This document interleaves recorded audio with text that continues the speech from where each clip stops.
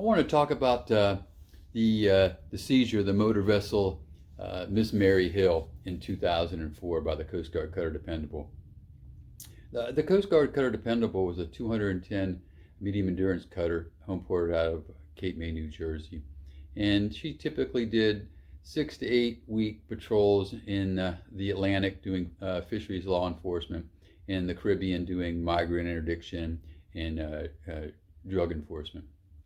And on this occasion, she was operating, it was July 2004, and we were operating about 30 miles off the coast of Colombia when we came across the Honduran flagged fishing vessel, Miss Mery Hill. And I put a picture of Mery Hill at the beginning of this, and I'll also put one right now so you could just see she looked like a small coastal fishing vessel.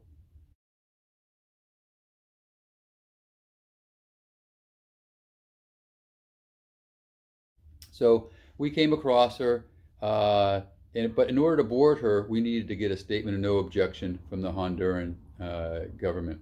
So we went through the diplomatic channels of contacting our State Department, who contact the Honduran government, who obtained the statement of no objection.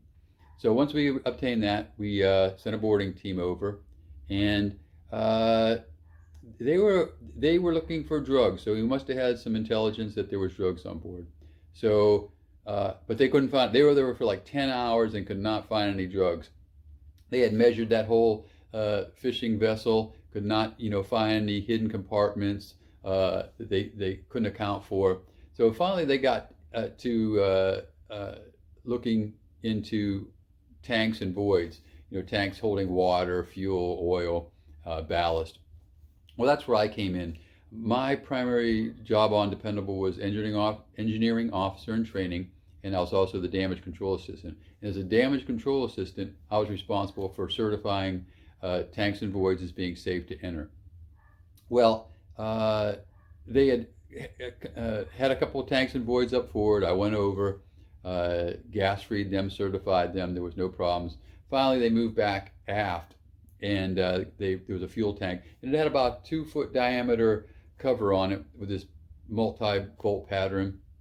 And so they took that off, and we looked in, and you could see there was a huge fuel tank, and then there was another cover on the port and starboard side. So there was, another tank branching off on either side. Well, I tested the main tank, and it was borderline, certifiable to enter. But the boarding team their adrenaline was high. My adrenaline was high. We were all worked up, and so against my better judgment, I said, "Hey, listen, they wanted to go in there." I said, "Pick a side. You got 5 minutes. Go in there and have at it." So they decided to do the starboard side, and I'll show you a picture right now of them going in there and removing that starboard side cover.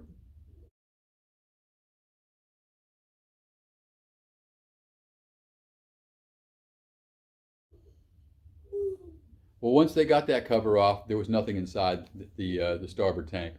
Well, I had said at that point, okay, we're done. You need to ventilate both those spaces before you can go in, because now the starboard side fumes had come into that main tank, and it was just getting too iffy. So I said, okay, I'm going to go back to the Dependable, tell them what's going on. You guys start ventilating this space. So they're like, okay. But they wanted to go right over to the port side, and I was like, no way. So I go back over to Dependable and start heading up to the bridge, and I'm gonna tell the captain what's going on. And by the time I get up to the bridge, they're elated. They're like, oh, we found the cocaine. It was there. We knew it was there. I'm like, where'd you find the cocaine? And they said, in the port side tank. And I was like, the port side tank? And I'm thinking to myself, those guys are not supposed to be going inside that tank. And I'll show you a picture right now of one of the boarding team members. You're looking inside the main tank, and he's over on I think he's inside the port tank, or just but anyways, you can see the bales stacked up inside the other tank. I'll post that picture right now.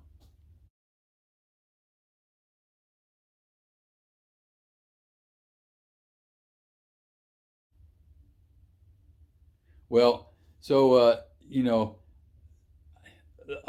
on the bridge, they're all elated that they found the cocaine, and I mean, it was a huge bust. It was 64 bales, 3 pounds lighter than 4,000 pounds. It was 3,997 pounds of cocaine with a 2004 street value of $274 million, and that was huge at the time.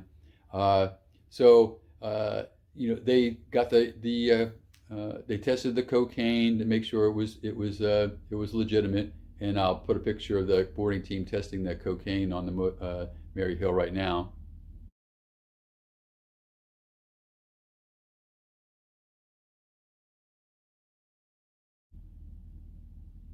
And obviously it tested positive. So we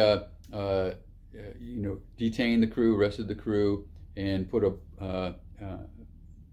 boarding team on brought them over to Dependable, and put a prize crew on the Mery Hill, and took it under tow and started taking it into shore. And we only got about a day towards shore when we turned the tow over to a Navy vessel, who took the prisoners and the drugs also, put them on the Navy vessel, and took the Mery Hill in tow. But somewhere along the line, Mery Hill started taking on water and sank. So they never did get her in, but they got the drugs and the crew into shore, and turned them over to the DEA. But yeah, $274 million, Miss Mery Hill. I mean, at that point in my career, I had 21 years in the Coast Guard, and had done plenty of drug busts, and that was my biggest, $274 million. And yeah, and I detail that story in my book, Count on Us, Coast Guard Cutter Dependable. It's about my tour on Dependable from 2003 to 2005, and I detail the Miss Mery Hill seizure, and there was also a couple other another cocaine seizure, and another marijuana seizure, big seizure in here. This was a high operating op tempo cutter. I mean, it was nonstop drugs and migrants. So there's a lot of there's several drug stories, a couple of migrant interdiction stories, a couple of search and rescue stories up in the North Atlantic. She was fast moving, and so it made for a good read. So if you need a copy, it's you can get it at through my webpage, www.edsemler.com, which will link you to Amazon, where you can get it as a paperback or an ebook. And I've written 9 books so far, most of them about the military, and so if check those out while you're there too.